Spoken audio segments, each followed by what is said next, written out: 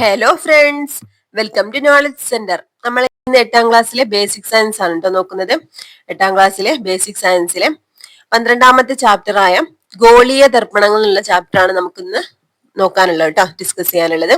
അതിനു മുമ്പുള്ള സ്ഥിത വൈദ്യുതി, കാന്തികതയും വൈദ്യുതിയും ഇതൊക്കെ നമ്മൾ ഇതിനു മുമ്പുള്ള ക്ലാസ്സുകളിലായിട്ട് ഡിസ്കസ് ചെയ്തിട്ടുണ്ട് കേട്ടോ. ഓക്കെ, അപ്പോൾ ആരെങ്കിലും സബ്സ്ക്രൈബ് ചെയ്യാതെ കാണുന്നുണ്ടെങ്കിൽ ഒന്ന് സബ്സ്ക്രൈബ് ചെയ്ത് സപ്പോർട്ട് ചെയ്യണേ. അതുപോലെ തന്നെ ഈ ഒരു ക്ലാസ് നിങ്ങൾക്ക് യൂസ്ഫുൾ ആവുന്നുണ്ടോ എന്താന്നുള്ളതൊന്ന് നിങ്ങളുടെ കമന്റിലൂടെ അറിയിക്കട്ടോ. അതുപോലെ തന്നെ ഈ ക്ലാസ് യൂസ്ഫുൾ ആയി തോന്നുകയാണെങ്കിൽ ഒന്ന് ലൈക്ക് ചെയ്യുക, നിങ്ങളുടെ ഫ്രണ്ട്സിനൊക്കെ ഒന്ന് ഷെയർ ചെയ്ത് കൊടുക്കാം. അപ്പോൾ 12ാമത്തെ ചാപ്റ്റർ ആണ് ഗോളീയ ദർപ്പണങ്ങൾ. ഈ ഒരു ചാപ്റ്ററിന്റെ തുടക്കത്തിൽ തന്നെ ഒരു ഒപ്റ്റിക്കൽ ഷോപ്പിന്റെ ചിത്രമാണ് കൊടുത്തിട്ടുള്ളത് അല്ലെ. എന്താണ് ഈ കണ്ണാടിയിൽ നോക്കൂ, കുറച്ചുകൂടി വലുതായി കാണാം. ചിത്രം ശ്രദ്ധിച്ചല്ലോ. ഇദ്ദേഹത്തിന്റെ കയ്യിലെ കണ്ണാടിയുടെ പ്രത്യേകത എന്താണ്? ഈ ഒരു കണ്ണാടി നമുക്ക് നോക്കുമ്പോൾ എന്താ മനസ്സിലാവുന്നത്? ഒരു അകം കുഴിഞ്ഞിട്ടുള്ള ഒരു കണ്ണാടിയാണല്ലേ അതെ. അതുപോലെ എന്താണ് പറഞ്ഞിട്ടുള്ളത്? ഈ ഒരു കണ്ണാടിയിൽ നോക്കി കുറച്ചുകൂടി വലുതായി കാണാം എന്നാണ് പറയുന്നത്. അപ്പൊ നമ്മൾ എല്ലാവരും കണ്ണാടി നോക്കാറില്ലേ? കണ്ണാടിയുടെ പ്രത്യേകതകൾ നമ്മൾ പഠിച്ചിട്ടുണ്ട് അല്ലെ. നാം നോക്കാറുള്ള മുഖക്കണ്ണാടി ഒരു സമതല ദർപ്പണമാണെന്നാണ് പറഞ്ഞിട്ടുള്ളത്. എന്താണ് ഈ സമതല ദർപ്പണം അല്ലെങ്കിൽ സമതലം എന്നാൽ എന്താണ്? അതായത് നിരപ്പായ ഉപരിതലായിരിക്കില്ല, അതായത് വളവുകളോ അതുപോലെ കുഴികളോ ഒന്നും ഇല്ലാതെ തികച്ചും നിരപ്പായ പ്രതലത്തെയാണ് നമ്മൾ സമതലം എന്ന് പറയുന്നത്. അപ്പൊ നമ്മൾ നോക്കുന്ന മുഖക്കണ്ണാടി ഒരു സമതല ദർപ്പണമാണെന്നാണ് പറയുന്നത് കേട്ടോ. സമതല ദർപ്പണമാണ്, ഇമ്പോർട്ടന്റ് ആണ്. ഇനി അടുത്തത്, ഇതിൽ എങ്ങനെയാണ് നമുക്ക് നമ്മളെ തന്നെ കാണാൻ സാധിക്കുന്നത്? മിനുസമുള്ള പ്രതലത്തിൽ തട്ടി പ്രകാശം പ്രതിപതിക്കുമ്പോഴാണ് പ്രതിബിംബങ്ങൾ ഉണ്ടാകുന്നത്. എന്താ വന്നിട്ടുള്ളത്? മിനുസമുള്ള പ്രതലത്തിൽ തട്ടി പ്രകാശം പ്രതിപതിക്കുമ്പോഴാണ് നമുക്ക് നമ്മളെ തന്നെ കാണാൻ കഴിയുന്നത് എന്നാണ് കേട്ടോ. അപ്പൊ എന്താണ്? പ്രതിപതനമാണ് അല്ലെ. പ്രതിപതിക്കുമ്പോഴാണ് നമുക്ക് നമ്മളെ തന്നെ കാണാൻ കഴിയുന്നത്. 2 പോയിന്റ് നമ്മൾ പഠിച്ചു. എന്താണ് നമ്മൾ നോക്കുന്ന മുഖക്കണ്ണാടി ഒരു സമതല ദർപ്പണമാണ്. അത് നമ്മുടെ മുഖം കാണുന്നത് എന്താണ്? അത് ആ ഒരു മിനുസമുള്ള പ്രതലത്തിൽ തട്ടി പ്രകാശം പ്രതിപതിക്കുമ്പോഴാണ് പ്രതിബിംബങ്ങൾ ഉണ്ടാവുന്നത്. ഇനി ഇവിടെ ഒരു കണ്ണാടി നിർമ്മിക്കാനുള്ള കാര്യങ്ങളൊക്കെയാണ് പറയുന്നത്. ചിത്രത്തിൽ ഉള്ളതുപോലെ ഒരു കാർഡ് ബോർഡിൽ സിൽവർ പേപ്പർ അല്ലെങ്കിൽ മിറർ സ്റ്റിക്കർ സൂക്ഷ്മതയോടെ ഒട്ടിച്ചു നോക്കൂ. ഇപ്പോൾ ഉള്ളത് ഒരു പ്രതിപതന തലമായില്ലേ എന്നാണ് കേട്ടോ. പ്രതിപതന തലത്തിലാണെന്ത് നമ്മൾ പറഞ്ഞിട്ടുണ്ടായിരുന്നു, പ്രകാശം ഈ ഒരു പ്രതലത്തിൽ തട്ടി പ്രകാശം പ്രതിപതിക്കുമ്പോഴാണ് പ്രതിബിംബങ്ങൾ ഉണ്ടാവുന്നത്. ഇങ്ങനെ പ്രകാശം തട്ടി പ്രതിപതിക്കുന്ന ഈ ഒരു തലത്തെയാണ് പ്രതിപതന തലം എന്ന് പറയുന്നത് കേട്ടോ. ഇനി ഇവിടെ എന്താണ്? ഈ ഒരു ചിത്രത്തിലേതുപോലെ ഇതിനെ അകത്തേക്ക് വളച്ചു നോക്കൂ. ഇപ്പോൾ പ്രതിബിംബത്തിന് എന്ത് മാറ്റമാണുള്ളത്? ഇനി പുറത്തേക്ക് വളച്ചു നോക്കിയാലോ. ഇത് എഴുതാനുള്ള ഈ ഒരു ടേബിൾ കൊടുത്തിട്ടുണ്ട് കേട്ടോ, ഷീറ്റിന്റെ ആകൃതി. ഓക്കെ, നിവർന്നത്, പുറത്തേക്ക് വളഞ്ഞത്, അതുപോലെ അകത്തേക്ക് വളഞ്ഞത്. ഇവയുടെയൊക്കെ എന്തായിരിക്കും ആകൃതി ഉണ്ടാവാം? നമുക്ക് നോക്കാം. അതായത് ഷീറ്റ് നിവർന്നതാണെങ്കിൽ, അതായത് സമതലമാണെങ്കിൽ നമ്മൾ പറഞ്ഞിട്ടുണ്ടായത് സമതല ദർപ്പണം അല്ലെ. നമ്മുടെ മുഖക്കണ്ണാടി പോലെ എന്താണ്? വസ്തുവിന്റെ അതേ വലിപ്പമുള്ളതും നേരായതുമായ പ്രതിബിംബമായിരിക്കും കേട്ടോ. അതേ വലിപ്പവും നേരെയുമായിരിക്കും പ്രതിബിംബം ഉണ്ടാവുക, നേരെ. ഓക്കെ, ഇനി പുറത്തേക്ക് വളഞ്ഞതാണെങ്കിലോ വസ്തുവിനേക്കാൾ ചെറിയ പ്രതിബിംബമായിരിക്കും കേട്ടോ. ചെറിയ പ്രതിബിംബമാണ് ഉണ്ടാവുന്നത്, ചെറിയ പ്രതിബിംബം. ഇനി അകത്തേക്ക് വളഞ്ഞതാണെങ്കിൽ വസ്തുവിനേക്കാൾ വലിയ പ്രതിബിംബമായിരിക്കും കേട്ടോ, വലിയ പ്രതിബിംബമായിരിക്കും. അപ്പൊ നമ്മള് ഈ ഒരു ചാപ്റ്ററിന്റെ തുടക്കത്തിൽ തന്നെ കണ്ടിട്ടുണ്ടായിരുന്നു എന്ത്?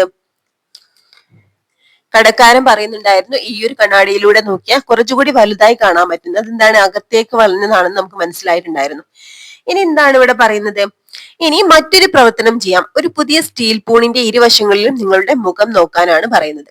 ഇനി സ്പൂണിന്റെ പുറം വശത്ത് പ്രതിബിംബം എങ്ങനെ കാണപ്പെടുന്നു? ഒരു സ്റ്റീൽ സ്പൂൺ എടുത്ത് നമുക്ക് മുഖം നോക്കിയാല് സ്റ്റീൽ സ്പൂണിന്റെ പുറം വശത്ത്, അതായത് പുറം വശം പ്രതിബിംബം എങ്ങനെയാണ് കാണപ്പെടുന്നത്?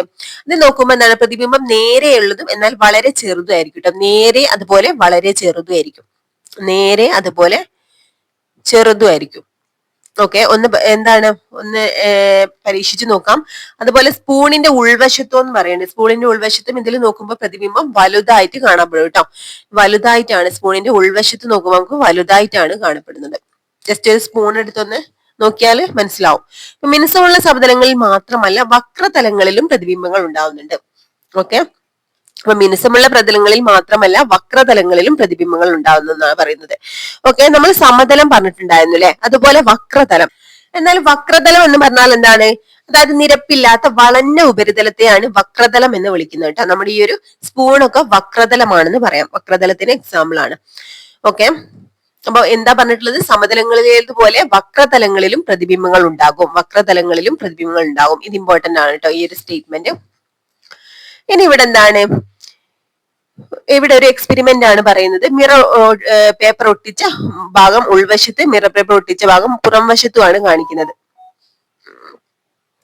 ഇനി നമുക്കൊരു ഒയിന്ന ഐസ്ക്രീം ബോളിന്റെ ഭാഗം ചിത്രത്തിൽ കാണിച്ചിരിക്കുന്ന രീതിയിൽ മുറിച്ചെടുക്കാം. ഇവിടെ കാണുന്നില്ലേ, ഈ ഒരു ചിത്രത്തിൽ മുറിച്ചെടുക്കും പോലെ എന്താണ്, ഒരു ഒയിന്ന ഐസ്ക്രീം ബോളിന്റെ ഭാഗം ചിത്രത്തിൽ കാണിച്ചിരിക്കുന്ന രീതിയിൽ മുറിച്ചെടുക്കാനാണ് പറയുന്നത്.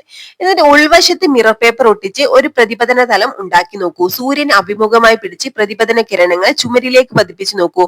പ്രതിപതന കിരണങ്ങൾ ഒരു ബിന്ദുവിൽ കേന്ദ്രീകരിക്കുന്നുണ്ടോ?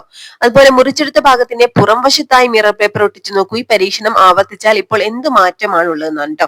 ഈ രണ്ട് പരീക്ഷണങ്ങളും ഗോളാകൃതിയിലുള്ള വസ്തുവിൽ നിന്നാണ് ദർപ്പണങ്ങൾ നിർമ്മിച്ചത് അല്ലെ. അപ്പൊ നമ്മൾ ഈ ഒരു ഗോളാകൃതിയിലുള്ള ദർപ്പണങ്ങളെയാണ് ഗോളീയ ദർപ്പണങ്ങൾ എന്ന് പറയുന്നത്. എന്താണ്? ഗോളാകൃതിയിലുള്ള ഈ ഒരു ദർപ്പണങ്ങളെയാണ് ഗോളീയ ദർപ്പണങ്ങൾ എന്ന് പറയുന്നത് കേട്ടോ. ഓക്കെ, അപ്പൊ ഇനി ഇവിടെ 2 പോയിന്റുകളാണ് ഇവിടെ കൊടുത്തിട്ടുള്ളത്. എന്താണ്? അപ്പൊ അതിനു മുമ്പായിട്ട് ഇവിടെ ചോദിച്ചത് നോക്കാം. ഉൾവശം അകത്തേക്ക് വലുത് ഉൾവശത്ത് മിറർ പേപ്പർ ഒട്ടിച്ച് വെളിച്ചം പ്രതിഫലിപ്പിക്കുമെന്നാണ്. പ്രതിഫലന കിരണങ്ങൾ ഒരു ബിന്ദുവിൽ കേന്ദ്രീകരിക്കുന്നുണ്ട് കേട്ടോ. അതായത് എന്താ പറഞ്ഞിട്ടുള്ളത്, ഉൾവശത്ത് എന്താണ്, ഉൾവശത്ത് പ്രതിഫലന കിരണങ്ങൾ ഒരു ബിന്ദുവിൽ കേന്ദ്രീകരിക്കുന്നുണ്ടോ എന്ന് ചോദിച്ചു, ഉണ്ട് അല്ലെ. അതായത് ഉൾവശത്ത് കാര്യമാണ് പറയുന്നത്. ഇനി പുറം വശത്ത് മിറർ പേപ്പർ ഒട്ടിച്ച് വെളിച്ചം പ്രതിഫലിപ്പിക്കുമ്പോൾ കിരണങ്ങൾ കേന്ദ്രീകരിക്കുന്നില്ല എന്നുമാണ് മനസ്സിലാവും കേട്ടോ. ഇവ അകലുകയാണ് ചെയ്യുന്നത്, കേന്ദ്രീകരിക്കുന്നതിൽ പരസ്പരം അകന്നു നിൽക്കുകയാണ് ചെയ്യുന്നത്. ഓക്കെ, ഇനി ഇവിടെ പ്രതിപതന തലം ഗോളത്തിന്റെ ഭാഗമായി വരുന്ന ദർപ്പണങ്ങളാണ് ഗോളീയ ദർപ്പണങ്ങൾ എന്ന് പറയുന്നത്. ഇമ്പോർട്ടന്റ് ആണ്. അടുത്തത് പ്രതിപതന തലം അകത്തോട്ട് കുയിഞ്ഞ ഗോളീയ ദർപ്പണങ്ങളെ കോൺകേവ് ദർപ്പണങ്ങൾ എന്ന് പറയും. അകത്തോട്ട് കുയിഞ്ഞ ദർപ്പണങ്ങളെ കോൺകേവ് ദർപ്പണങ്ങൾ എന്ന് പറയുന്നു. പ്രതിപതന തലം പുറത്തേക്ക് ഉന്തി നിൽക്കുന്ന ഗോളീയ ദർപ്പണങ്ങളെ കോൺവെക്സ് ദർപ്പണങ്ങൾ എന്ന് പറയുന്നു. ഇവിടെ ചിത്രം കൊടുത്തത് കാണാം. ഇവിടെ എന്താണ്, പ്രതിപതന തലം എന്ന് പറയുന്നത് ഇവിടെയാണ് കേട്ടോ. ഇതാണ് ഈ ഒരു ഗോളത്തിന്റെ ഉൾഭാഗത്ത് ഇതാണ് പ്രതിപതന തലം. ഇങ്ങോട്ടാണ് പ്രകാശരശ്മികൾ വന്ന് പതിക്കുന്നത്. നമുക്ക് ഉൾവശത്ത് വരുന്നതാണ് എന്ത്, കോൺകേവ് ദർപ്പണം അല്ലെ. പ്രതിപതന തലം ഉൾവശത്ത് വരുന്നത്, ഇതാണ് പ്രതിപതന തലം എന്ന് പറയുന്നത്. ഇതാണ് കേട്ടോ പ്രതിപതന തലം. ഇവിടാണ് പ്രകാശരശ്മികൾ വന്ന് പതിക്കുന്നത്. അപ്പൊ പ്രതിപതന തലം ഉൾവശത്തുള്ളത് എന്താണ്, കോൺകേവ് ദർപ്പണം എന്നും. എന്നാൽ എന്താണ് കോൺവെക്സ് ദർപ്പണം ഇവിടെ കൊടുത്തിട്ടുണ്ട്. ഇവിടെ പ്രതിപതന തലം ഇവിടെ ആയിരിക്കും കേട്ടോ. ഇതായിരിക്കും, പുറം വശത്തായിരിക്കും പ്രതിപതന തലം ഉണ്ടാകുക. ഇങ്ങനെയുള്ള ദർപ്പണങ്ങളെയാണ് കോൺവെക്സ് ദർപ്പണം എന്ന് പറയുന്നത്. ഇനി നമുക്ക് പഠിക്കാനുള്ള കുറെ ഇമ്പോർട്ടന്റ് ആയിട്ടുള്ള പോയിന്റ്സ് ആണ് ഇനി പറയാൻ പോകുന്നത്. അതായത് ഏതൊക്കെ കാര്യം, വക്രതാ കേന്ദ്രം, അതുപോലെ പിന്നെന്താണ്, വക്രത ആരൊക്കെ പഠിക്കാൻ പോകാം കേട്ടോ. ഈ ടേംസുകളൊക്കെ ഇമ്പോർട്ടന്റ് ആണ്. ഒരു ഗോളത്തിന്റെ ഭാഗമാണ് ഗോളീയ ദർപ്പണം എന്ന് മനസ്സിലായില്ലേ. അപ്പൊ ഈ ഗോളത്തിന്റെ കേന്ദ്രമാണ് വക്രതാ കേന്ദ്രം. ഇവിടെ സി എന്ന അക്ഷരം കൊണ്ട് ഡിനോട്ട് ചെയ്ത് ഇതാണ് എന്ത്, വക്രതാ കേന്ദ്രം എന്ന് പറയുന്നത്. ഓക്കെ, ഇനി ഈ ഗോളത്തിന്റെ ആരത്തിനെയാണ് വക്രത ആരം എന്ന് പറയുന്നത്. നമുക്കറിയാം, ഒരു വൃത്തത്തിന്റെ ആരം എന്ന് പറഞ്ഞാൽ അത് സെന്ററിൽ നിന്നും അതിന്റെ ആ ഒരു കേർവ്ഡ് ഷേപ്പിലേക്കുള്ള ആ ഒരു ദൂരമാണ് അല്ലെ, ആ ഒരു ലെങ്ത് ആണ് ആരം അല്ലെങ്കിൽ റേഡിയസ് എന്ന് പറയുന്നത്. അപ്പൊ ഇവിടെയും അതുപോലെ തന്നെ എന്താണ്, നമ്മുടെ ഈ ഒരു ഗോളത്തിന്റെ ആരത്തിനെയാണ് വക്രത ആരം എന്ന് പറയുന്നത്. അപ്പൊ ഇവിടെ C P, C B, C A ഇതൊക്കെ എന്താണ്, വക്രത ആരമാണ് കേട്ടോ. ഇത് വക്രതാ കേന്ദ്രത്തിൽ നിന്നും ഗോളീയ ദർപ്പണത്തിന്റെ പ്രതിപതന തലത്തിലേക്കുള്ള അകലമാണ് എന്ത്, വക്രതാ ആരം എന്ന് പറയുന്നത്. അപ്പൊ ഗോളത്തിന്റെ എന്താ പറഞ്ഞിട്ടുള്ളത്, വക്രതാ കേന്ദ്രത്തിൽ നിന്നും ഗോളീയ ദർപ്പണത്തിന്റെ പ്രതിപതന തലത്തിലേക്കുള്ള അകലമാണ് എന്ത്, ഈ ഒരു വക്രതാ ആരം എന്ന് പറയുന്നത്. ഓക്കെ, ഇനി വക്രതാ കേന്ദ്രത്തിൽ നിന്നും ദർപ്പണത്തിലേക്ക് ഒരു രേഖ വരച്ചാൽ അത് ദർപ്പണത്തിന് ലംബമായിരിക്കും കേട്ടോ, ലംബമായിരിക്കും. അപ്പൊ വക്രതാ കേന്ദ്രത്തിൽ നിന്നും ദർപ്പണത്തിലേക്ക് ഒരു രേഖ വരച്ചാൽ ഇതുപോലെ വരച്ചിട്ടുണ്ടെങ്കിൽ സി, നമ്മൾ പറഞ്ഞു സി മുതൽ പി വരെയുള്ള ഇതൊരു ലംബമായിട്ടാണ് നമുക്ക് കാണാൻ പറ്റുന്നത് അല്ലെ. ഇനി ഒരു ഗോളീയ ദർപ്പണത്തിന്റെ വൃത്താകൃതിയിലുള്ള പ്രതിപതന തലത്തിന്റെ വ്യാസത്തെ അപ്പേർച്ചർ എന്നാണ് പറയുന്നത്. പ്രതിപതന തലത്തിന്റെ മധ്യബിന്ദുവിനെ പോൾ എന്ന് വിളിക്കുന്നു. ഇമ്പോർട്ടന്റ് ആണ്. പോൾ എന്ന് പറഞ്ഞാൽ എന്താണ്, പ്രതിപതന തലത്തിന്റെ മധ്യബിന്ദുവിനെയാണ് പോൾ എന്ന് വിളിക്കുന്നത്. നമ്മളിവിടെ പി കൊണ്ട് ഡിനോട്ട് ചെയ്ത് നമ്മൾ കാണുന്നുണ്ടല്ലേ, ഇവിടെ പി കൊണ്ട് ഡിനോട്ട് ചെയ്തതാണ് പോള്. ഓക്കെ, ഇതിപ്പോ ഒരു ഗോളീയ ദർപ്പണമാണെങ്കിൽ, എ ടു ബി വരെയുള്ള ഒരു ഗോളീയ ദർപ്പണമാണെങ്കിൽ ഇവിടെ ഇതിന്റെ സെന്റർ ആയിട്ട് വരുന്ന ഈ പി ആണ് എന്ത്, പോൾ എന്ന് പറയുന്നത് കേട്ടോ. ഓക്കെ, അപ്പൊ പ്രതിപതനത്തിന്റെ മധ്യബിന്ദുവിനെ എന്താ വിളിക്കുന്നത്, പോൾ എന്ന് വിളിക്കുന്നു. അപ്പേർച്ചർ എന്ന് പറയുന്നത് എന്താണ്, ഈ എ ടു ബി വരെയുള്ള ഈ ഒരു വ്യാസത്തെയാണ് കേട്ടോ. എ ടു ബി വരെയുള്ള ഒരു വ്യാസത്തെയാണ് അപ്പേർച്ചർ എന്ന് വിളിക്കുന്നത്. ഇനി വക്രതാ കേന്ദ്രത്തിനെയും പോളിനെയും ബന്ധിപ്പിച്ചുകൊണ്ട് കടന്നുപോകുന്ന സാങ്കല്പിക രേഖയാണ് ഗോളീയ ദർപ്പണത്തിന്റെ മുഖ്യ അക്ഷം അല്ലെങ്കിൽ പ്രിൻസിപ്പൽ ആക്സിസ്. അപ്പൊ വക്രതാ കേന്ദ്രത്തെയും പോളിനെയും ബന്ധിപ്പിച്ചുകൊണ്ട് നമ്മൾ ഇവിടെ വരച്ചതായി കാണാം. വക്രതാ കേന്ദ്രത്തെയും പോളിനെയും ബന്ധിപ്പിച്ചുകൊണ്ട് വരയ്ക്കുന്ന എന്താണ് ഈ ഒരു ലെങ്തിനെയാണ് അല്ലെങ്കിൽ ഈ ഒരു ലൈനെയാണ് എന്ത് മുഖ്യ അക്ഷം എന്ന് പറയുന്നത് കേട്ടോ. സാങ്കല്പിക രേഖയാണ് ഒരു ഗോളീയ ദർപ്പണത്തിന്റെ മുഖ്യ അക്ഷം. അടുത്ത ഹെഡിംഗ് ആണ് ഗോളീയ ദർപ്പണത്തിലെ പ്രതിപതനം.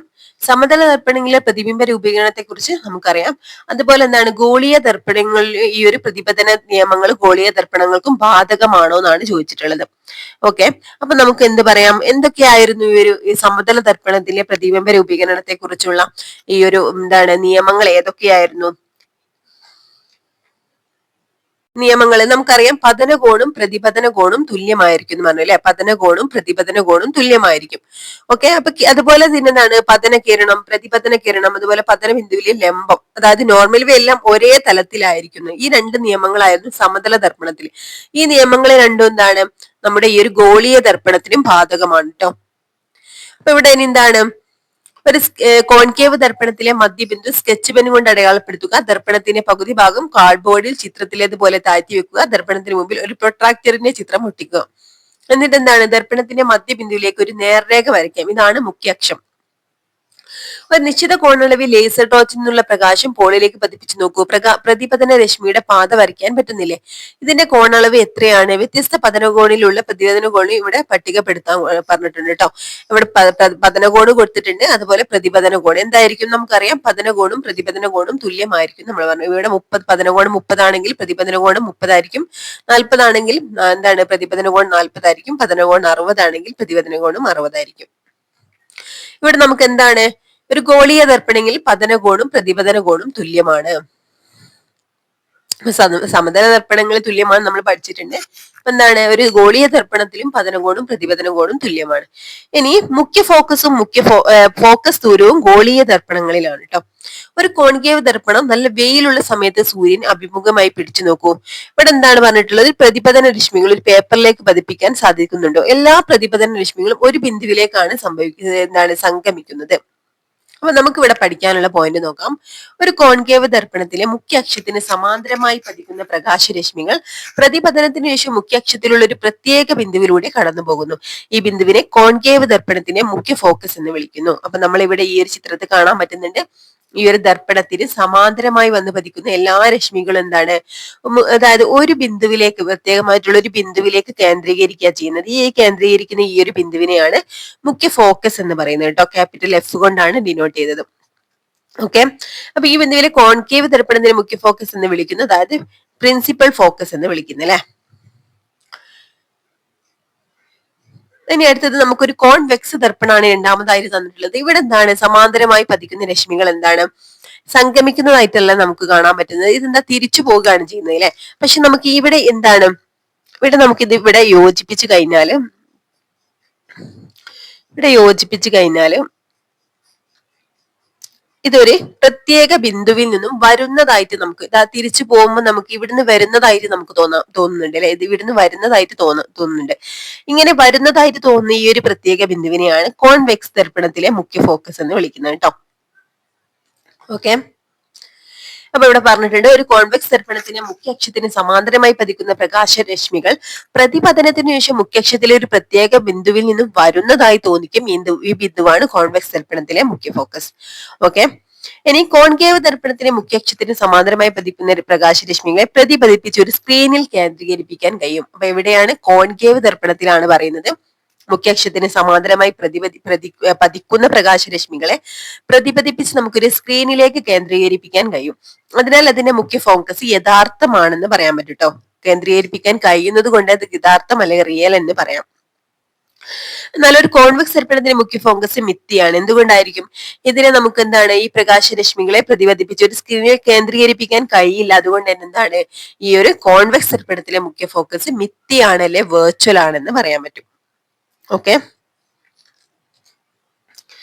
അടുത്താണ് ഫോക്കസ് ദൂരം അല്ലെങ്കിൽ ഫോക്കൽ ലെങ്ത്. ഒരു ഗോളീയ ദർപ്പണത്തിൽ പോളിൽ നിന്ന് മുഖ്യ ഫോക്കസിലേക്കുള്ള ദൂരമാണ് ഫോക്കസ് ദൂരം. പോളിൽ നിന്ന് ഫോക്കസിലേക്കുള്ള ദൂരമാണ് മുഖ്യ ഫോക്കസിലേക്കുള്ള ദൂരമാണ് ഫോക്കസ് ദൂരം. ഇതിന്റെ SI യൂണിറ്റ് മീറ്റർ ആണ് കേട്ടോ.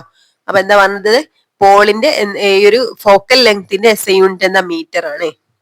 അപ്പേർച്ചർ കുറഞ്ഞൊരു ഗോളീയ ദർപ്പണത്തിന്റെ ഫോക്കസ് ദൂരം ആ ദർപ്പണത്തിന്റെ വക്രത ആരത്തിന്റെ പകുതിയായിരിക്കും. അപ്പേർച്ചർ കുറഞ്ഞൊരു ഗോളീയ ദർപ്പണത്തിന്റെ ഫോക്കസ് ദൂരം എങ്ങനെയായിരിക്കും? ആ ദർപ്പണത്തിന്റെ വക്രത ആരത്തിന്റെ പകുതിയായിരിക്കും. വക്രത ആരം 6 കൊണ്ടാണ് ഡിനോട്ട് ചെയ്യുക. അപ്പൊ എന്താണ്? പകുതിയായിരിക്കും. 6/2 ആയിരിക്കും F ഉണ്ടാവുക. ഇവിടെ കൊടുത്തിട്ടുണ്ട് അല്ലെ. അപ്പൊ ഇവിടെ ക്വസ്റ്റ്യൻ കൊടുത്തിട്ടുണ്ട് 40 സെന്റിമീറ്റർ ഫോക്കസ് ദൂരമുള്ള ഒരു കോൺകേവ് ദർപ്പണത്തിന്റെ വക്രതാകാരം എത്രയായിരിക്കും? 40 സെന്റിമീറ്റർ ഫോക്കസ് ദൂരമുള്ള ഒരു കോൺകേവ് ദർപ്പണത്തിന്റെ വക്രതാരം ആണ് ചോദിച്ചിട്ടുള്ളത്. ഇവിടെ എന്താണ്? 40 സെന്റിമീറ്റർ എന്നാണ് ഫോക്കസ് ദൂരമാണ്. ഫോക്കസ് ലെങ്ത് ആണ് 40 സെന്റിമീറ്റർ തന്നത്. അപ്പൊ നമുക്ക് ഇവിടെ റേഡിയസ് ആണ് കാണാനുള്ളത് കേട്ടോ. ആരമാണ് കാണാനുള്ളത്. ആരം എത്രയായിരിക്കും? നമുക്കറിയാം F=R/2 ആകുമ്പോൾ R=2F ആയിരിക്കും. 2F ഈക്വൽ ടു എത്ര ആയിരിക്കും? 80 സെന്റിമീറ്റർ ആയിരിക്കും. ഇനി ഇവിടെ ഫോക്കസ് തലം ശ്രദ്ധിക്കട്ടോ. ഫോക്കസ് പ്ലെയിൻ എന്താണ്? ഒരു ഗോളീയ ദർപ്പണത്തിന്റെ പോളിൽ നിന്നും മുഖ്യ ഫോക്കസിലേക്കുള്ള ദൂരമാണല്ലോ ഫോക്കസ് ദൂരം. അപ്പൊ പോളിൽ നിന്നും ഇതേ ദൂരത്തിലുള്ള മുഖ്യ അക്ഷത്തിൽ ലംബമായി മുഖ്യ ഫോക്കസ് കൂടി ഉൾപ്പെടുന്ന ഒരു തലം സങ്കല്പിച്ചാലോ. നമ്മുടെ പ്രതിബിംബം രൂപീകരിക്കപ്പെടുന്ന ഒരു തലമാണ് കേട്ടോ. ഇത് ഇമാജിനേഷൻ ആണ്. ഇതാണ് ഗോളീയ ദർപ്പണങ്ങളുടെ ഫോക്കസ് തലം. പ്രകാശരശ്മികൾ പ്രതിപതനത്തിന് ശേഷം ഈ തലത്തിലെ ബിന്ദുക്കളിൽ കേന്ദ്രീകരിച്ചിരിക്കുന്ന ഒരു കോൺകേവ് ദർപ്പണം വളരെ അകലെയുള്ള ഒരു വസ്തുവിന്റെ ഒരു യഥാർത്ഥ പ്രതിബിംബം ഉണ്ടാക്കുന്നത് ഇതിന്റെ ഫോക്കസ് തലത്തിലാണ്. ഇത് ഇമ്പോർട്ടന്റ് ആണ് കേട്ടോ. ഒരു കോൺകേവ് ദർപ്പണം വളരെ അകലെയുള്ള ഒരു വസ്തുവിന്റെ ഒരു യഥാർത്ഥ പ്രതിബിംബം ഉണ്ടാക്കുന്നത് ഇതിന്റെ ഫോക്കസ് തലത്തിലാണ്. ഇമ്പോർട്ടന്റ് ആണ്. ഫോക്കസ് തലത്തിലാണ്. വളരെ അകലെയുള്ള ഒരു വസ്തുവിന്റെ യഥാർത്ഥ പ്രതിബിംബം ഒരു കോൺകേവ് ദർപ്പണത്തിൽ രൂപീകരിക്കപ്പെടുന്നത് എവിടെയാണ്? അതിന്റെ ഫോക്കസ് തലത്തിലാണ്. ഫോക്കസ് തലമാണ് ഇവിടെ ഈ ഒരു ചിത്രത്തിൽ നമുക്ക് കാണാൻ പറ്റുന്നുണ്ട്. കോൺകേവ് ദർപ്പണത്തിലാണ് പറയുന്നത്. ഇനി ഇവിടെ അടുത്ത ഹെഡിങ് ആണ് പ്രതിബിംബ രൂപീകരണം ഗോളീയ ദർപ്പണങ്ങളിൽ. പ്രതിബിംബ രൂപീകരണം ഗോളീയ ദർപ്പണങ്ങളിലാണ്. ഒന്നാമത് സമതല ദർപ്പണങ്ങൾ ഉണ്ടാകുന്ന പ്രതിബിംബങ്ങളെ കുറിച്ചാണ് നമുക്കറിയാം. എന്തെല്ലാം പ്രത്യേകതകളാണ്? നിവർന്നതാണ്, മിഥ്യയാണ്, അതുപോലെ എന്താണ്? വസ്തുവിന്റെ അതേ വലിപ്പമാണ് അല്ലെ, അതേ വലിപ്പമാണ്. ഓക്കെ. ഇനി പ്രതിബിംബങ്ങൾ രണ്ട് തരത്തിലുണ്ട്. യഥാർത്ഥ പ്രതിബിംബങ്ങളും മിഥ്യാ പ്രതിബിംബങ്ങളും. ഒരു സ്ക്രീനിൽ പതിപ്പിക്കാവുന്ന പ്രതിബിംബങ്ങളാണ് യഥാർത്ഥ പ്രതിബിംബങ്ങൾ. സ്ക്രീനിൽ പതിപ്പിക്കാൻ കഴിയാത്ത പ്രതിബിംബങ്ങളാണ് മിഥ്യാ പ്രതിബിംബങ്ങൾ. ഇനി ക്ലാസ് മുറിയുടെ ചുമരിൽ ഫോക്കസ് ദൂരം അറിയുന്ന ഒരു കോൺകേവ് ദർപ്പണം കൊണ്ട് വളരെ അകലെയുള്ള വസ്തുക്കളുടെ പ്രതിബിംബം ഉണ്ടാക്കാൻ ശ്രമിച്ചു നോക്കൂ. ദർപ്പണത്തിന്റെ സ്ഥാനം ക്രമീകരിച്ചാൽ വ്യക്തമായ പ്രതിബിംബം ലഭിക്കുന്നില്ലേ? പ്രതിബിംബത്തിന്റെ പ്രത്യേകതകൾ എഴുതി നോക്കിയാലോ എന്ന് പറയുന്നുണ്ട്. ഓക്കെ, എന്തായിരിക്കും ഇവിടെ? എന്തായിരിക്കും? അതായത് പ്രതിബിംബങ്ങളുടെ പ്രത്യേകതകളാണ് വസ്തുവിനേക്കാൾ ചെറുതായിരിക്കും, തലകീഴായതായിരിക്കും കേട്ടോ. എന്തൊക്കെയായിരിക്കും? അതായത് വസ്തു ദർപ്പണത്തോട് വളരെ അടുത്താണെങ്കിൽ വലിയ പ്രതിബിംബം കിട്ടും കേട്ടോ. എന്നാൽ എന്താണ്? ഇത്തരം ദർപ്പണങ്ങളെ പ്രകാശകിരണങ്ങളെ ഒരേ ബിന്ദുവിൽ കേന്ദ്രീകരിക്കുന്നുണ്ട് കേട്ടോ. ഇത് നമുക്ക് എന്താ പറഞ്ഞിട്ടുള്ളത്? ഒരു സ്ക്രീനിൽ പതിപ്പിക്കാൻ കഴിയും. ഈ ഒരു കോൺകേവ് ദർപ്പണത്തിൽ ഉണ്ടാവുന്ന പ്രതിബിംബം എന്താണ്? ഈ ഒരു പ്രതിബിംബങ്ങളെ നമുക്ക് എന്താണ്? ഒരു സ്ക്രീനിൽ പതിപ്പിക്കാൻ കഴിയും കേട്ടോ. അതുകൊണ്ട് യഥാർത്ഥമാണെന്ന് പറയാം. ഇനി എന്താണ്? വ്യക്തമായ പ്രതിബിംബം ലഭിക്കുമ്പോൾ സ്ക്രീനിൽ നിന്ന് ദർപ്പണത്തിലുള്ള ദൂരം എത്രയാണെന്ന് അളന്ന് നോക്കൂ എന്ന് പറയുന്നുണ്ട്. ഇത് ദർപ്പണത്തിന്റെ ഫോക്കസ് ദൂരം തന്നെയല്ലേ?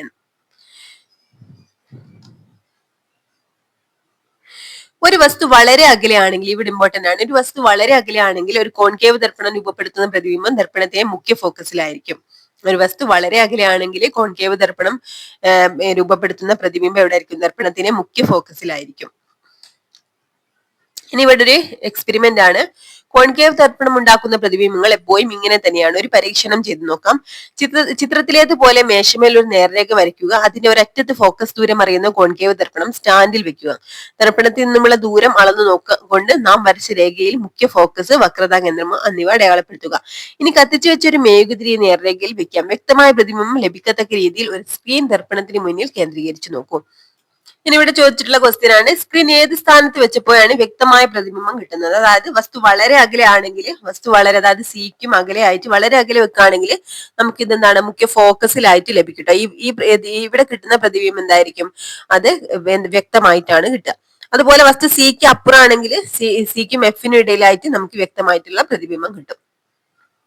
ഈ പ്രതിബിംബത്തിന്റെ പ്രത്യേകതകൾ എന്തെല്ലാമാണെന്നാണ് ചോദിച്ചിട്ടുള്ളത്. എന്തൊക്കെ പ്രത്യേകതകളാണ് ഈ കിട്ടുന്ന പ്രതിബിംബത്തിന്? തലകീഴായതായിരിക്കും, യഥാർത്ഥമായിരിക്കും, വലിപ്പം എന്തായിരിക്കും? വസ്തുവിന്റെ സ്ഥാനത്തിനനുസരിച്ച് പ്രതിബിംബം വസ്തുവിനേക്കാൾ ചെറുതോ തുല്യമോ അല്ലെങ്കിൽ വലുതൊക്കെ ആകാം. ഓക്കെ, തലകീഴായതും യഥാർത്ഥവും ആയിരിക്കും കേട്ടോ. ഇനി ഇവിടെ ഒരു ടേബിൾ ആണ് തന്നിട്ടുള്ളത്. ഈ ടേബിള് ഫില്ല് ചെയ്യാനായിട്ടാണ് കേട്ടോ. എന്താണ് ഓരോ, അതായത് വസ്തുവിന്റെ സ്ഥാനം വളരെ അകലെയാണെങ്കിൽ പ്രതിബിംബത്തിന്റെ സ്ഥാനം എഫിലായിരിക്കും. പ്രതിബിംബത്തിന്റെ പ്രത്യേകത ചെറുത്, തലകീഴാതി, യഥാർത്ഥമായിരിക്കും കേട്ടോ. നമുക്ക് സിക്ക് അപ്പുറം എന്ന് കൊടുത്തിട്ടുണ്ട്. സിക്ക് അപ്പുറത്താണെങ്കിൽ പ്രതിബിംബത്തിന്റെ സ്ഥാനം നമ്മൾ പറഞ്ഞു സിക്കും എഫിനും ഇടയിലായിട്ടാണ്. സിക്കും എഫിനും ഇടയിലായിട്ടാണ്. ഇടയിലും പ്രതിബിംബത്തിന്റെ പ്രത്യേകതകൾ എന്താണ്? ചെറുത്, തലകീഴാതി, യഥാർത്ഥം കേട്ടോ. അതായത് നമ്മൾ വളരെ അകലെ വെക്കുമ്പോഴുള്ള അതേ ഒരു പ്രതിബിംബം തന്നെയാണ് നമുക്ക് സിക്ക് അപ്പുറത്തായിട്ട് വെക്കുമ്പോൾ കിട്ടുക. പക്ഷെങ്കിൽ എന്താ, പ്രതിബിംബത്തിന്റെ സ്ഥാനം മാറും, സിക്കും എഫിനും ഇടയിലായിട്ടാണ്. ഇനി സിയിൽ തന്നെ വെക്കുമ്പോൾ എന്താണ്, പ്രതിബിംബത്തിന്റെ സ്ഥാനം സിയിൽ തന്നെ വെക്കുമ്പോൾ വസ്തുവിന്റെ എന്താണ്, സിയിൽ തന്നെ വെക്കുമ്പോൾ പ്രതിബിംബത്തിന്റെ സ്ഥാനവും സിയിൽ തന്നെ ആയിരിക്കും കേട്ടോ. സിയിൽ തന്നെ ആയിരിക്കും പ്രതിബിംബത്തിന്റെ സ്ഥാനം ഉണ്ടാകുക. പക്ഷെ എന്താണ്, പ്രതിബിംബത്തിന്റെ പ്രത്യേകതകൾ എന്തൊക്കെയായിരിക്കും? വസ്തുവിന്റെ അതേ വലിപ്പമായിരിക്കും കേട്ടോ. അതേ വലിപ്പമായിരിക്കും. പിന്നെന്താണ്, തലകീഴായത്, യഥാർത്ഥം. തലകീഴായതും യഥാർത്ഥമായിരിക്കും കേട്ടോ. യഥാർത്ഥം. ഇനി സിക്കും എഫിനും ഇടയിലായിട്ട് വെക്കുമ്പോൾ നമുക്ക് എവിടെയാണ് പ്രതിബിംബം കിട്ടുക? സിക്ക് അപ്പുറത്തായിട്ടാണ് പ്രതിബിംബം കിട്ടുക കേട്ടോ. സിക്ക് അപ്പുറമായിരിക്കും. എന്തൊക്കെയാണ് പ്രത്യേകതകൾ? സിക്ക് അപ്പുറം അതായത് വലുതുമായിരിക്കും, അതുപോലെ തലകീഴായതും യഥാർത്ഥമായിരിക്കും കേട്ടോ. വലുതുമായിരിക്കും, തലകീഴായതും യഥാർത്ഥം. ഓക്കെ. ഇനി അടുത്തത് എഫിൽ വെക്കുമ്പോൾ, അതായത് എഫിലാണ് വസ്തുവിന്റെ സ്ഥാനമെങ്കിൽ പ്രതിബിംബത്തിന്റെ സ്ഥാനം വളരെ അകലെയായിരിക്കും കേട്ടോ. വളരെ അകലെയായിരിക്കും. ഇനി ഇങ്ങനെ കിട്ടുന്ന പ്രതിബിംബത്തിന്റെ പ്രത്യേകത എന്താണ്? വളരെ വലുതും അതുപോലെ തലകീഴായതും യഥാർത്ഥമായിരിക്കും കേട്ടോ. വളരെ വലുതും തലകീഴായത് യഥാർത്ഥം.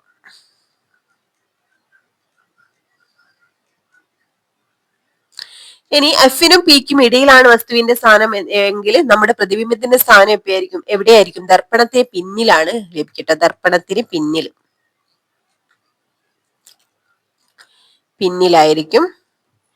അതുപോലെ പ്രതിബിംബത്തിന്റെ പ്രത്യേകത വലുത്, നേരായത്, മിഥ്യയായിരിക്കും കേട്ടോ. വലുതായിരിക്കും, അതുപോലെ നേരെയായിരിക്കും കേട്ടോ. നേരെയായിരിക്കും, അതുപോലെ മിഥ്യയായിരിക്കും. മിഥ്യ. അപ്പൊ എവിടെയാണ് പ്രതിബിംബം കിട്ടുന്നത്? ദർപ്പണത്തിന് പിന്നിലാണ്. അതുകൊണ്ട് തന്നെ മിഥ്യയായിരിക്കും, യഥാർത്ഥമായിരിക്കില്ല കേട്ടോ. ഇവിടെ ഈ ഒരു കോൺവെക്സ് ദർപ്പണത്തിന് ഇത്തരത്തിലുള്ള പ്രതിബിംബങ്ങൾ തന്നെയാണ് ഉണ്ടാകുന്നത്. കോൺവെക്സ് ദർപ്പണം ഉപയോഗിച്ച് ഈ ഒരു പരീക്ഷണം ആവർത്തിച്ച് നോക്കൂ എന്ന് പറയുന്നുണ്ട്. പ്രതിബിംബത്തെ കാണാൻ കഴിയുന്നുണ്ടോ? പ്രതിബിംബത്തെ കാണാൻ കഴിയുന്നുണ്ടോ എന്ന് ചോദിക്കുന്നുണ്ട്. അതുപോലെ പിന്നെന്താണ്, ഇത് സ്ക്രീനിൽ പതിപ്പിക്കാൻ കഴിയുന്നുണ്ട്. അപ്പൊ കാണാൻ കഴിയുന്നുണ്ട്, യെസ് അല്ലെ, കാണാൻ കഴിയും. പക്ഷെ സ്ക്രീനിൽ പതിപ്പിക്കാൻ കഴിയില്ല, നോ. ഓക്കെ. ഇനി പ്രതിബിംബത്തിന്റെ പ്രത്യേകതകൾ എഴുതി നോക്കിയാൽ നിവർന്നത്, ചെറുത്, അതുപോലെ പിന്നെ മിഥ്യയായിരിക്കും. മിഥ്യ എന്ന് എഴുതാം കേട്ടോ. മിഥ്യ പ്രതിബിംബമായിരിക്കും. അപ്പൊ ഒരു കോൺവെക്സ് ദർപ്പണം എപ്പോഴും ചെറുതും നിവർന്നതുമായ പ്രതിബിംബമാണ് ഉണ്ടാക്കുന്നത്. ഇതൊരു മിഥ്യാ പ്രതിബിംബമായിരിക്കും. പ്രതിബിംബം എപ്പോഴും മുഖ്യ ഫോക്കസിനും പോളിനും ഇടയിലായിരിക്കും. അപ്പൊ മുഖ്യ ഫോക്കസിനും പോളിനും ഇടയിലായിരിക്കും കോൺവെക്സ് ദർപ്പണം ഉണ്ടാക്കുന്ന പ്രതിബിംബം. ഇനി ഗോളീയ ദർപ്പണങ്ങളിലെ പ്രതിബിംബ രൂപീകരണമാണ് കൊടുത്തിട്ടുള്ളത്. ഇത് നമ്മളോട് കംപ്ലീറ്റ് ചെയ്യാനാണ് പറഞ്ഞിട്ടുള്ളത് കേട്ടോ. അപ്പൊ ഗോളീയ ദർപ്പണങ്ങളിൽ ഉണ്ടാകുന്ന പ്രതിബിംബങ്ങളുടെ സ്ഥാനവും സവിശേഷതകളും പതനരശ്മികളുടെയും പ്രതിപതന രശ്മികളുടെയും പാതകളും ഈ ഒരു ചിത്രത്തിൽ നമുക്ക് എന്താണ് ചിത്രീകരിക്കുന്നതിലൂടെ നമുക്ക് മനസ്സിലാക്കാവുന്നതാണ് കേട്ടോ. താഴെ തന്നിരിക്കുന്ന സന്ദർഭങ്ങളിൽ ലംബം, പ്രതിപതന രശ്മികളുടെ പാത എന്നിവ വരച്ചത് ചിത്രങ്ങൾ പൂർത്തിയാക്കാനാണ്. ഇത് ഇമ്പോർട്ടന്റ് ആണ് കേട്ടോ. മുഖ്യ അക്ഷത്തിന് സമാന്തരമായി പതിക്കുന്ന രശ്മിയാണ് ഫസ്റ്റ് കൊടുത്തിട്ടുള്ളത്. ഇതിലൂടെ പോവാൻ നമ്മൾ പറഞ്ഞിട്ടുണ്ടായിരുന്നു. മുഖ്യ അക്ഷത്തിന് സമാന്തരമായി പതിക്കുന്ന രശ്മികൾ പ്രതിപതനത്തിന് ശേഷം മുഖ്യ ഫോക്കസിലൂടെയാണ് തിരിച്ചു പോകുന്നത്. മുഖ്യ ഫോക്കസിലൂടെ തിരിച്ചു പോകും. ഓക്കെ. ഇവിടെ എന്താണ് പതന കോണും പ്രതിപതന കോണും പറയണം. പതന കോണും പ്രതിപതന കോണും എന്തിനെ ബേസ് ചെയ്തുകൊണ്ടാണ്?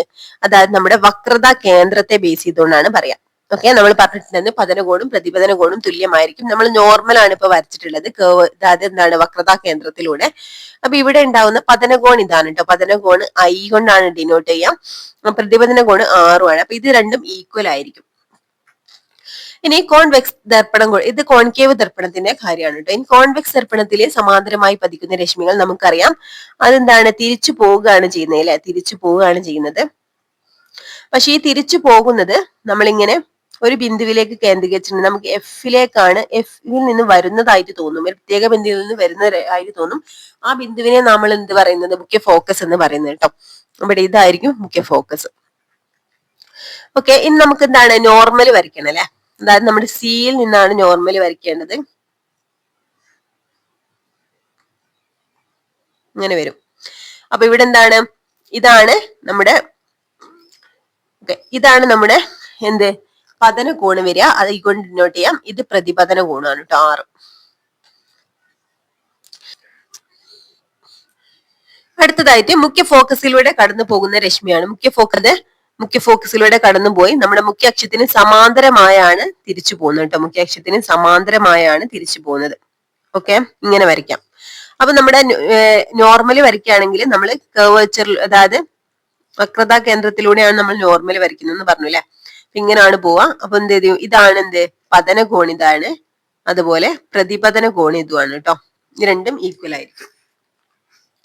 ഇനി കോൺവെക്സ് ദർപ്പണം എടുത്തിട്ടുണ്ടെങ്കിൽ ഇതെന്താണ്, മുഖ്യ ഫോക്കസിലൂടെ വരുന്നതായിട്ട് നമുക്ക് അതായത് മുഖ്യ ഫോക്കസിലേക്ക് വരുന്നതായിട്ട് തോന്നും. പക്ഷെ അത് തിരിച്ചു പോകുന്ന എന്തായിരിക്കും, സമാന്തരമായിട്ടാണ് തിരിച്ചു പോവുക കേട്ടോ. സമാന്തരമായിട്ടാണ് തിരിച്ചു പോവുക. ഇവിടെ നമ്മള്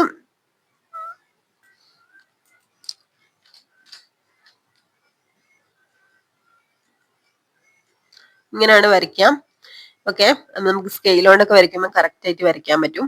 അപ്പൊ ഇവിടെ എന്താണ്, ഇതാണ് നമ്മുടെ പതന കോണ് ആയി നമ്മുടെ പ്രതിപതന കോണ് കേട്ടോ. അപ്പൊ മുഖ്യ അക്ഷത്തിൽ എന്താണ്, കോൺവെക്സ് ദർപ്പണത്തില് എന്താണ് നമ്മൾ പറഞ്ഞിട്ടുണ്ടായിരുന്നു, മുഖ്യ ഫോക്കസിലൂടെ വരുന്നതായിട്ട് തോന്നുന്ന രശ്മി തിരിച്ചെന്താണ് മുഖ്യ അക്ഷത്തിന് സമാന്തരമായിട്ട് തിരിച്ചു പോവുകയാണ് ചെയ്യുന്നത്. ഓക്കെ, അടുത്തത് വക്രതാ കേന്ദ്രത്തിലൂടെ പോകുന്ന രശ്മിയാണ് കേട്ടോ. വക്രതാ കേന്ദ്രത്തിലൂടെ പോകുന്ന രശ്മി തിരിച്ച് അതേ പാതയിൽ തന്നെ മറ്റൊരു ഡീവിയേഷനും ഇല്ലാതെ തിരിച്ചു പോവുകയാണ് ചെയ്യുന്നത്. ഓക്കെ, അതുപോലെ തന്നെയാണ് എന്താണ് ഇവിടെ കോൺവെക്സ് ദർപ്പണത്തിലും ഇങ്ങനെ തന്നെയാണ് കേട്ടോ. ഇതേ പാതയിലൂടെ തന്നെ തിരിച്ചു പോകുന്നതായിട്ട് നമുക്ക് തോന്നുകയാണ് ചെയ്യുന്നത് കോൺവെക്സ് ദർപ്പണത്തിൽ. ഇനി പോളിലേക്ക് ഇവിടെ പതനരശ്മി പ്രതിപതന തലത്തിന് ലംബമായാണ് പതിക്കുന്നത്. ഇവിടെ പതനരശ്മി എന്താണ്, പ്രതിപതന തലത്തിന് ലംബമായാണ് പതിക്കുന്നത്. ഇനി പോളിലേക്ക് ചരിഞ്ഞു പതിക്കുന്ന രശ്മിയാണ് അടുത്തത്. നമുക്ക് ഇതെങ്ങനെയാണ് തിരിച്ചു പോകാം, അതേപോലെ തന്നെ അതേ കോണളവിലാണ് ഇത് തിരിച്ചു പോകുന്നത് കേട്ടോ. ഇങ്ങനെയാണ് തിരിച്ചു പോകുന്നത്. ഇവിടെ പതന കോണിതായിരിക്കും, പ്രതിപതന കോണിതായിരിക്കും. രണ്ടും ഈക്വൽ ആയിരിക്കും. ഇവിടെയും അതുപോലെ തന്നെ കോൺവെക്സ് ദർപ്പണത്തിലും പോളിലേക്ക് ചരിഞ്ഞു പതിക്കുന്ന രശ്മി ഇങ്ങനെയാണ് തിരിച്ചു പോകുന്നത്. ഇവിടെയും പതന കോണും പ്രതിപതന കോണും ഈക്വൽ ആയിരിക്കും കേട്ടോ. ഓക്കെ, അതായത് കോൺകേവ് ദർപ്പണത്തിലെ പ്രതിബിംബ രൂപീകരണമാണ് ഇനി പറയുന്നത്. ഒരു വസ്തുവിന്റെ സ്ഥാനത്തിനനുസരിച്ച് പ്രതിബിംബത്തിന്റെ സ്ഥാനവും വൈപ്പവും വ്യത്യാസപ്പെടുമെന്ന് നമുക്കറിയാം. വസ്തു വിവിധ സ്ഥാനങ്ങളിൽ വെക്കുമ്പോഴുള്ള പ്രതിബിംബ രൂപീകരണമാണ് ഇനി നോക്കാനുള്ളത് കേട്ടോ. വസ്തു അനന്തതയിൽ വെക്കുകയാണ്. ഫസ്റ്റ് തന്നെ അനന്തതയിലാണ് വെക്കുന്നത്. ഇവിടെ പ്രതിബിംബത്തിന്റെ പ്രത്യേകതകൾ കൊടുത്തിട്ടുണ്ട്. വസ്തു അനന്തതയിൽ വെക്കുക എന്ന് പറഞ്ഞാൽ അതായത് സെന്റർ ഓഫ് കർവേച്ചർ ഒക്കെ കഴിഞ്ഞ്, അതായത് വക്രതാ കേന്ദ്രമൊക്കെ കഴിഞ്ഞ് ഇവിടെയാണ് വസ്തു വെക്കുന്നത്.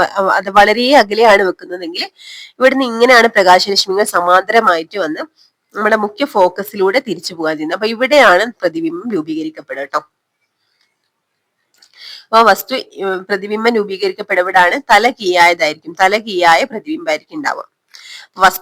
വസ്തു ഇത്രയും വലിപ്പമുണ്ടാണെങ്കിൽ വസ്തുവിനേക്കാൾ ചെറുതായിരിക്കും പ്രതിബിംബം, യഥാർത്ഥമായിരിക്കും തലകീയായതായിരിക്കും. ഓക്കെ, അടുത്തത് എന്താണ്, വസ്തു സിക്ക് അപ്പുറത്താണ് വെക്കുന്നത്. പ്രതിബിംബത്തിന്റെ സ്ഥാനം ഇവിടെ ആയിരിക്കും. നമുക്ക് നോക്കാം. ഇവിടെ എന്താണ്, വസ്തു ഒബ്ജക്റ്റ് ഇവിടാണ് കൊടുത്തിട്ടുള്ളത്. അപ്പൊ എന്താണ്, ഇതിൽ നിന്ന് പ്രകാശരശ്മികൾ രണ്ട് രീതിയിൽ പതിക്കുന്നുണ്ട്. ഒന്ന് സമാന്തരമായിട്ട് പതിക്കുന്നുണ്ട്, ഒന്ന് വക്രതാ കേന്ദ്രത്തിലൂടെയില്ല. അപ്പൊ സമാന്തരമായി പതിക്കുന്നത് നമുക്കറിയാം ഫോക്കസിലൂടെയാണ് തിരിച്ചു പോകാന്ന്. നമ്മൾ ഫോക്കസിലൂടെയാണ് തിരിച്ചു പോകുന്നത്. ഇനി ഇവിടെ എന്താണ്, സിയിലൂടെ വക്രതാ കേന്ദ്രത്തിലൂടെ പോകുന്നത് വക്രതാ കേന്ദ്രത്തിലൂടെ തന്നെ തിരിച്ചു വരും. അപ്പൊ ഇവിടെയാണ് പ്രതിബിംബം രൂപീകരിക്കപ്പെടുക കേട്ടോ. ഇത് തമ്മിൽ കൂട്ടിമുട്ടുന്ന ഈ ഒരു ഭാഗത്താണ് പ്രതിബിംബം രൂപീകരിക്കപ്പെടുക. തലകീയായതായിരിക്കും, യഥാർത്ഥമായിരിക്കും. നമുക്ക് ഒബ്ജക്റ്റ് നോക്കുമ്പോൾ അതിനേക്കാൾ ചെറുതായിരിക്കും കേട്ടോ. അപ്പൊ എവിടെയാണ്, സിക്കും എഫിനും ഇടയിലാണ്. സിക്കും എഫിനും ഇടയിലായിട്ടാണ് ഉണ്ടാവുക. പ്രതിബിംബത്തിന്റെ സവിശേഷതകൾ എന്തായിരിക്കും, ചെറുതായിരിക്കും, യഥാർത്ഥം, തലകീയായത്. ഓക്കെ, അടുത്തത് നോക്കാം. എന്താണ്, വസ്തു സിയിൽ വെക്കുമ്പോൾ രണ്ട് രീതിയിലാണ് പോകുന്നത് അല്ലെ. പ്രകാശരശ്മികൾ ഒന്ന് സമാന്തരമായിട്ടും ഒന്ന് എഫിലൂടെയാണ് തിരിച്ചു പോകുന്നത്. ഓക്കെ, അപ്പൊ നമ്മൾ പറഞ്ഞു സമാന്തരമായിട്ട് പോകുന്നത് ഫോക്കസിലൂടെയാണ് തിരിച്ചു പോകാൻ നമ്മൾ പറഞ്ഞു. ഇനി എന്താണ് ഇങ്ങനെ പോകുന്നത്, അതായത് ഫോക്കസിലൂടെ പോകുന്നത് നമുക്കറിയാം സമാന്തരമായിട്ടാണ് തിരിച്ചു പോവുക. സമാന്തരമായിട്ടാണ് തിരിച്ചു പോവുക. ഇത് രണ്ടും കൂട്ടിമുട്ടുന്ന ഇവിടെയാണ് പ്രതിബിംബം രൂപീകരിക്കപ്പെടുക. അതായത് സി തന്നെയാണ്. ഞാനിപ്പോ വരച്ചതിൽ കുറച്ച് ഡീവിയേഷൻ ഉള്ളത് കൊണ്ട് മാറിയതാണ്. ഓക്കെ, അപ്പൊ സി തന്നെ ഇവിടെയാണ് പ്രതിബിംബം രൂപീകരിക്കപ്പെടുക. തലകീഴായതായിരിക്കും. ഓക്കെ, എന്തായാലും എവിടാണ്? സിയിൽ തന്നെയാണ്. സിയിൽ തന്നെ പ്രതിബിംബം രൂപീകരിക്കപ്പെടും. എന്താ സവിശേഷതകള്? അതേ വലിപ്പമായിരിക്കും. അതേ വലിപ്പം, തലകീഴായത് യഥാർത്ഥമായിരിക്കും കേട്ടോ. യഥാർത്ഥം. ഓക്കെ, അടുത്തത് വസ്തു സിക്കും, അതായത് സിക്കും എഫിനും ഇടയിലാണ് വെക്കുന്നത് കേട്ടോ. വസ്തു സിക്കും എഫിനും ഇടയിലായിട്ട് നമുക്ക് കാണാൻ പറ്റുന്ന ഇവിടെ. അപ്പൊ എന്താണ്? ഒന്നാമത്തെ രശ്മി നമുക്കറിയാം എന്താണ്? സമാന്തരമായിട്ട് പോകുന്നു. സമാന്തരമായിട്ട് പോകുന്നത് എന്താണ്? തിരിച്ചു പോകുന്നത് മുഖ്യ ഫോക്കസിലൂടെ ആയിരിക്കും. ഫോക്കസിലൂടെ ആയിരിക്കും തിരിച്ചു പോകുന്നത്. ഓക്കെ, രണ്ടാമത്തെ എന്താണ്? ഫോക്കസിലൂടെയാണെന്ന് പോകുന്നത്. ഫോക്കസിലൂടെ പോകുന്നത് നമുക്കറിയാം എന്താണ്? മുഖ്യാക്ഷത്തിന് സമാന്തരമായിട്ടാണ് തിരിച്ചു പോവാൻ. മുഖ്യ ഫോക്കസ് അക്ഷത്തിന് സമാന്തരമായിട്ട്. അപ്പൊ ഇത് രണ്ടും കൂട്ടിമുട്ടുന്ന ഈ ഒരു ഭാഗത്ത് ഇവിടെയാണ് നമുക്ക് എന്ത് കിട്ടുക? പ്രതിബിംബം കിട്ടുക കേട്ടോ. ഓക്കെ, പ്രതിബിംബം കിട്ടുക ഇവിടെയാണ്.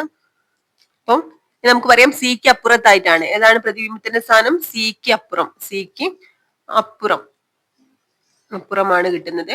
പ്രതിബിംബത്തിന്റെ സവിശേഷതകൾ എന്താണ്? യഥാർത്ഥമാണ്. യഥാർത്ഥം, തലകീഴായത്,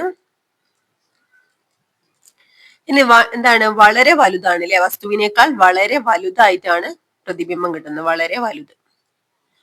ഓക്കെ, ഇനി വസ്തു എഫിലാണ് വെക്കുന്നതെങ്കിൽ, വസ്തു എഫിൽ വെക്കുമ്പോൾ നമ്മൾ വസ്തു എഫിൽ വെക്കുമ്പോൾ പ്രതിബിംബം ലഭിച്ചിരുന്നോ? എന്തായിരിക്കും കാരണം? ചിത്രം നിരീക്ഷിച്ച് നോക്കൂ. ഇവിടെ പ്രതിപതനത്തിന് ശേഷം പ്രകാശരശ്മികൾ സമാന്തരമായിട്ടാണ് പോകുന്നത്. പ്രതിബിംബം അനന്തതയിൽ ഉണ്ടാകുന്നു എന്ന് സങ്കല്പിക്കുക. ഇത് എവിടെയോ കൂട്ടിമുട്ടുമെന്ന് സങ്കല്പിക്കാനേ പറ്റും. പക്ഷെ എന്താണ്? ഇത് സമാന്തരമായിട്ടാണ് ഈ രശ്മികൾ രണ്ടും പോകുന്നത്, തിരിച്ചു പോകുന്നത്. ഇനി വസ്തു എഫിനും പിക്കും ഇടയിലാണെങ്കിലോ? ഇവിടെ പ്രതിബിംബ രൂപീകരണത്തിന് ഇവിടെ നോക്കാം നമുക്ക്. എന്താണ്? മിററിന്റെ പിറകിലായിട്ടാണ് ഇവിടെ, ദർപ്പണത്തിന്റെ പിറകിലായിട്ടാണ് ഇവിടെ പ്രതിബിംബം രൂപീകരിക്കുന്നത് കാണാം. അപ്പൊ കോൺകേവ് ദർപ്പണങ്ങൾ യഥാർത്ഥ പ്രതിബിംബങ്ങളും മിഥ്യാപ്രതിബിംബങ്ങളും ഉണ്ടാക്കുന്നുണ്ട്. അപ്പൊ കോൺകേവ് ദർപ്പണത്തിൽ തന്നെയാണ് ഈ ഇത് സംഭവിക്കുന്നത് കേട്ടോ. അപ്പൊ എഫിനും പിക്കും ഇടയിൽ വെക്കുമാണ് ദർപ്പണത്തിന് പിന്നിൽ വെക്കുന്നത്. പക്ഷെ ഇങ്ങനെ ലഭിക്കുന്ന പ്രതിബിംബം മിഥ്യയായിരിക്കും കേട്ടോ. ഇങ്ങനെ ഉണ്ടാകുന്ന പ്രതിബിംബങ്ങൾ എന്താണ്? മിഥ്യാപ്രതിബിംബങ്ങൾ വസ്തുവിനേക്കാൾ വലുതായിരിക്കും. വസ്തുവിനേക്കാൾ വലുതായിട്ടാണ് നമുക്ക് ഇവിടെ കാണാൻ പറ്റുന്നത്. പക്ഷെ ഇത് മിഥ്യാപ്രതിബിംബമായിരിക്കും. അപ്പൊ നമുക്ക് ഇവിടെ പഠിക്കാനുള്ളത് ഒരു കോൺകേവ് ദർപ്പണങ്ങൾ എന്താണ്? കോൺകേവ് ദർപ്പണങ്ങൾ യഥാർത്ഥ പ്രതിബിംബങ്ങളും അതുപോലെ മിഥ്യാപ്രതിബിംബങ്ങളും ഉണ്ടാക്കുന്നുണ്ട്. അത് കോൺവെക്സ് ദർപ്പണത്തിൽ പ്രതിബിംബ രൂപീകരണമാണ് കേട്ടോ. ഇവിടെ നമുക്കറിയാം എന്താണ്? എവിടെയാണ് ഒബ്ജക്റ്റ് വെച്ചിട്ടുള്ളത്? മിററിന്റെ ഈ ഒരു ഭാഗത്തായിട്ടാണ്. നമുക്കറിയാം എന്താണ്? എവിടാണ് കോൺവെക്സ് ദർപ്പണത്തിലെ പ്രതിപതന തലം? ഇവിടെയാണ് അല്ലെ. അതുകൊണ്ട് തന്നെ ഇവിടാണ് ഒബ്ജക്റ്റ് വെച്ചിട്ടുള്ളത്. ഇതിലൂടെ എന്താണ്? സമാന്തരമായിട്ട് പോകുന്ന രശ്മികൾ എന്താണ്? ഫോക്കസിൽ നിന്ന് തിരിച്ചു പോകുന്നതായിട്ട് നമുക്ക് ഇവിടെ കാണാൻ പറ്റുന്നുണ്ട് അല്ലെ. അപ്പൊ ഇമേജ് രൂപീകരിക്കപ്പെടുന്നത് എഫിനും പിക്കും ഇടയിലായിട്ടാണ്. കോൺവെക്സ് ദർപ്പണം രൂപീകരിക്കുന്ന പ്രതിബിംബങ്ങൾ എപ്പോഴും നിവർന്നതും ചെറുതുമാണെന്ന് നമ്മൾ പരീക്ഷണത്തിൽ നിന്നും മനസ്സിലാക്കിയാലോ. ഇത് ഒരു മിഥ്യാ പ്രതിബിംബമാണ്. ഓക്കെ, അപ്പൊ ഗോളീയ ദർപ്പണങ്ങൾ യഥാർത്ഥ പ്രതിബിംബങ്ങളും മിഥ്യാപ്രതിബിംബങ്ങളും ഉണ്ടാക്കുന്നുണ്ട് അല്ലെ. ഗോളീയ ദർപ്പണങ്ങളും അതുപോലെ കോൺകേവ് ദർപ്പണങ്ങളൊക്കെ. കോൺകേവ് ദർപ്പണം, കോൺവെക്സ് ദർപ്പണത്തിന് വേണ്ടി നമുക്ക് ഗോളീയ ദർപ്പണങ്ങൾ എന്ന് പറയും. ഇവയെല്ലാം എന്താണ്? യഥാർത്ഥ പ്രതിബിംബങ്ങളും മിഥ്യാപ്രതിബിംബങ്ങളും ഉണ്ടാക്കുന്നുണ്ട്. ഇനി കോൺവെക്സ് ദർപ്പണങ്ങൾ എപ്പോഴും വസ്തുവിനേക്കാൾ ചെറിയ മിഥ്യാപ്രതിബിംബങ്ങളാണ് ഉണ്ടാക്കുന്നത് കേട്ടോ. കോൺവെക്സ് ദർപ്പണങ്ങൾ എപ്പോഴും എന്താണ്? വസ്തുവിനേക്കാൾ ചെറിയ മിഥ്യാപ്രതിബിംബങ്ങളാണ് ഉണ്ടാക്കുന്നത്. അപ്പൊ ഇവിടെ എന്തൊക്കെയാണ്? യഥാർത്ഥ പ്രതിബിംബം അതുപോലെ മിഥ്യാപ്രതിബിംബം എങ്ങനെയായിരിക്കും കേട്ടോ. യഥാർത്ഥ പ്രതിബിംബം എപ്പോഴും തലകീഴായതെന്ന് കൊടുത്തിട്ടുണ്ട്. അതുപോലെ സ്ക്രീനിൽ നമുക്ക് പതിപ്പിക്കാൻ കഴിയും. അതുപോലെ ദർപ്പണത്തിന് മുന്നിലാണ് ഉണ്ടാവുന്നത് കേട്ടോ. ദർപ്പണത്തിന് മുന്നിൽ ഉണ്ടാവുന്നു. എന്നാൽ മിഥ്യാപ്രതിബിംബങ്ങൾ എപ്പോഴും നിവർന്നതായിരിക്കും കേട്ടോ. നിവർന്നതായിരിക്കും, നേരെയായിരിക്കും. നമുക്ക് സ്ക്രീനിൽ അതുപോലെ ദർപ്പണത്തിന് പിറകിലാണ് ഉണ്ടാകുന്നത്. അതുകൊണ്ട് സ്ക്രീനിൽ പതിപ്പിക്കാൻ കഴിയില്ല, മിഥ്യയായിരിക്കും. ഇനി ആവർത്തനം, ഇത് ഇമ്പോർട്ടന്റ് ആണ് കേട്ടോ. ഇപ്പൊ ഗോളീയ ദർപ്പണങ്ങൾ ഗോളീയ ദർപ്പണങ്ങൾ ഉണ്ടാക്കുന്ന പ്രതിബിംബങ്ങളുടെ വലിപ്പം വസ്തുക്കളുടെ സ്ഥാനത്തിനനുസരിച്ച് മാറുന്നുണ്ട്. അപ്പൊ പ്രതിബിംബത്തിന്റെ ഉയരവും വസ്തുവിന്റെ ഉയരവും തമ്മിലുള്ള അനുപാത സംഖ്യയെ ആവർത്തനം എന്ന് പറയുന്നു. അപ്പൊ പ്രതിബിംബത്തിന്റെ ഉയരവും വസ്തുവിന്റെ ഉയരവും തമ്മിലുള്ള അനുപാത സംഖ്യയാണ് എന്ത്? ആവർത്തനം. HO എന്നത് വസ്തുവിന്റെ ഉയരവും HI എന്നത് പ്രതിബിംബത്തിന്റെ ഉയരവും ആണെങ്കിൽ ആവർത്തനം M കൊണ്ടാണ് ഡിനോട്ട് ചെയ്യുന്നത്. M=HI/HO ആണ് കേട്ടോ. അപ്പൊ ഇമേജിന്റെ ഹൈറ്റ് ഡിവൈഡഡ് ബൈ ഒബ്ജക്റ്റിന്റെ ഹൈറ്റ് ആയിരിക്കും ആവർത്തനം. ആവർത്തനം കണക്കാക്കുമ്പോൾ മുഖ്യ അക്ഷത്തിന് മുകളിലുള്ള അളവുകൾ പോസിറ്റീവായും മുഖ്യ അക്ഷത്തിന് താഴെയുള്ള അളവുകൾ നെഗറ്റീവായും കണക്കാക്കുന്നു. ഇവിടെ നമുക്ക് നോക്കാം. മുഖ്യ അക്ഷത്തിന് മുകളിലുള്ള അളവുകൾ എന്താണ്?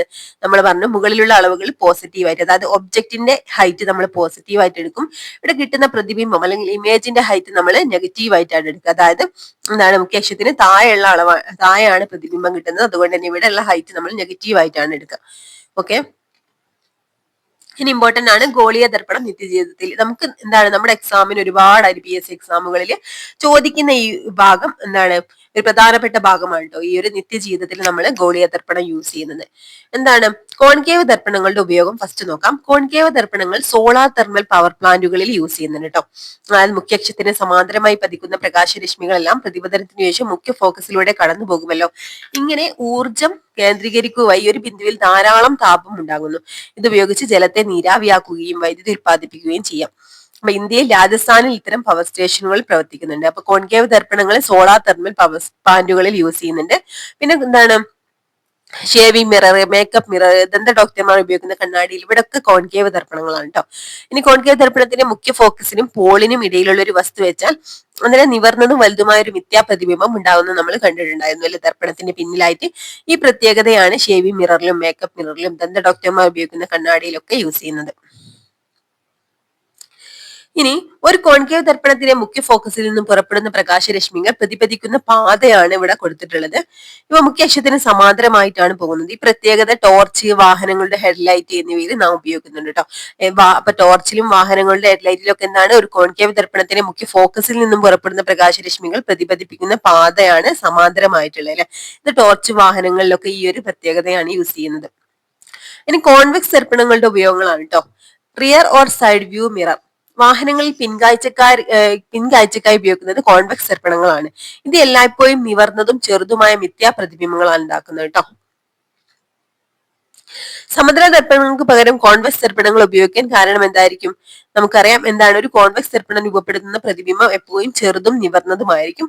ഓക്കെ, എന്നാൽ റിയർ വ്യൂ മിററിൽ നോക്കുന്ന ഡ്രൈവർക്ക് പിന്നിൽ നിന്ന് വരുന്ന വാഹനങ്ങൾ വളരെ അകലത്തിലാണെന്ന് തോന്നൽ ഉണ്ടാകുന്നു. ഇത് അപകടങ്ങൾക്ക് കാരണമായേക്കാം. അതിനാൽ ഈ വാഹനങ്ങളെ rear view mirror, object in the mirror R closer than they appear എന്ന് എഴുതി വെച്ചിരിക്കുന്നത് കേട്ടോ. അതുപോലെ തന്നെ കൊടും വളവുകളുള്ള റോഡുകളിൽ വലിയ കോൺവെക്സ് ദർപ്പണങ്ങൾ സ്ഥാപിച്ചിരിക്കുന്നത് നിങ്ങൾ കണ്ടിട്ടില്ലേ? വളവുകൾക്ക് അപ്പുറത്തു നിന്ന് വരുന്ന വാഹനങ്ങളെ ഇതിലൂടെ കാണാനും അങ്ങനെ അപകടങ്ങൾ കുറയ്ക്കാനും സാധിക്കുന്നു. തെരുവ് വിളക്കുകളിൽ റിഫ്ലക്ടറുകളായി കോൺവെക്സ് ദർപ്പണങ്ങൾ ഉപയോഗിക്കുന്നു. അപ്പൊ ഇവിടൊക്കെ കോൺവെക്സ് ദർപ്പണങ്ങളാണ് യൂസ് ചെയ്യുന്നത്. ഓക്കെ, അപ്പൊ നമ്മൾ ഇത്രയാണ് നമ്മുടെ ഈ ഒരു ചാപ്റ്റർ ഉള്ളത്. ഒരുപാട് ഇമ്പോർട്ടന്റ് ആയിട്ടുള്ള പോയിന്റ്സ് ഉണ്ട്. ഓക്കെ, അപ്പൊ ഈ ഒരു ക്ലാസ് നിങ്ങൾക്ക് യൂസ്ഫുൾ ആയിട്ടുണ്ടെങ്കിൽ ഒന്ന് ലൈക്ക് ചെയ്യുക. അതുപോലെ തന്നെ നിങ്ങളുടെ ക്ലാസ്സിനെ കുറിച്ചുള്ള അഭിപ്രായങ്ങളും കമന്റ് ചെയ്യട്ടോ. Okay, friends. Thank you.